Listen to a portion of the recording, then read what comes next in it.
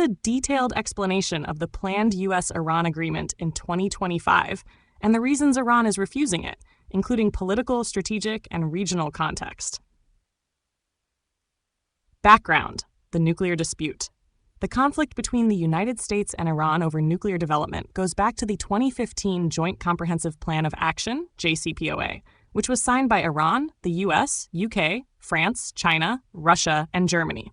Under JCPOA, Iran agreed to limit its nuclear activities, especially uranium enrichment, to peaceful levels. In return, sanctions were lifted, allowing Iran access to international financial markets and oil exports. In 2018, former President Donald Trump withdrew the U.S. from JCPOA, reimposed harsh sanctions, and tensions escalated.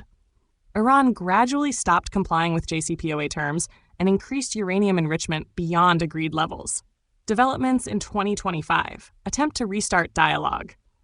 In early 2025, under global pressure to reduce tensions in the Middle East, the U.S. proposed a new nuclear framework, unofficially referred to as JCPOA 2.0. Key elements of the proposed deal. 1.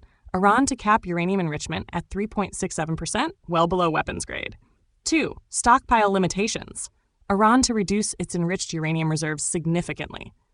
3. International inspections. Iran to allow IAEA, International Atomic Energy Agency, full access to its nuclear facilities. 4. Sanctions relief. In phases. In exchange for verified compliance, the U.S. would ease banking, oil, and humanitarian trade sanctions. 5. Hostage and detainee release mechanisms. 6. Establishment of a third-party monitored uranium storage site, possibly outside Iran, like Russia or Kazakhstan. 7. Gradual diplomatic normalization, allowing Iran limited access to SWIFT banking and frozen assets abroad.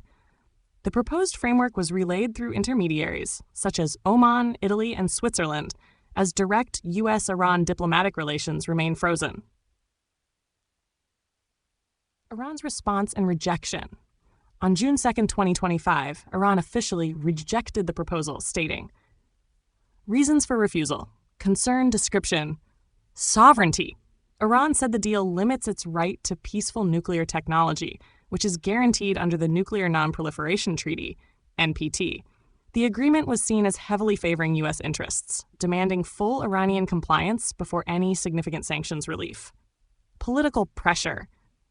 Iran accused the U.S. of using the deal to score diplomatic points, especially ahead of the 2026 U.S. elections. Fragments. Israel factor. Ongoing U.S. military and intelligence support to Israel, especially during Israeli airstrikes on Syria and Lebanon, led Iran to distrust Washington's motives. Internal politics. Iranian hardliners in parliament and the Revolutionary Guard strongly opposed any agreement with the U.S. seen as humiliating or capitulating. Iran's supreme leader, Ayatollah Ali Khamenei, called the proposal meaningless amid American aggression and regional hypocrisy. This statement effectively froze negotiations. Regional and global reactions. Middle East, Israel, strongly opposed the deal, claiming it would legitimize Iran's nuclear infrastructure.